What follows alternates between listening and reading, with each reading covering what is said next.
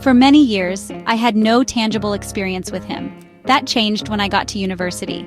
There, I met a group of young believers whose lives radiated something undeniably real.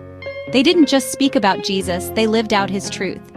I saw something in them that I deeply longed for, so I began to join their gathering spaces saturated with God's presence and rich in the Word. It was there that the Lord began to do a deep and beautiful work in me.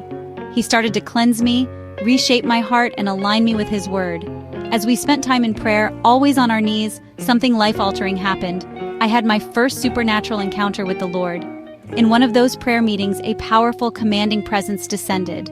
I was on my knees when it filled the room and anchored itself in my heart. For the first time, God felt more real than anything I'd ever known. The atmosphere was heavenly sweet and overflowing with love that words can't capture. Nothing else in this world mattered.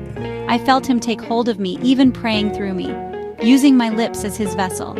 It was in that moment that I realized if I have Jesus, I have everything. From that day forward, I made a decision: this is the life I want to live. I wanted more of Him, constantly. I knew it meant staying in communion with God, feeding on His Word, and separating myself from anything unclean.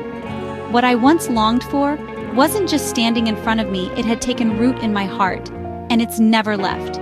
That moment was my own burning bush experience.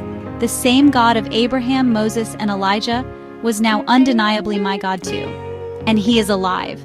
His power hasn't changed. Every time I go on my knees in prayer now, it's no longer a monologue, it's a divine conversation.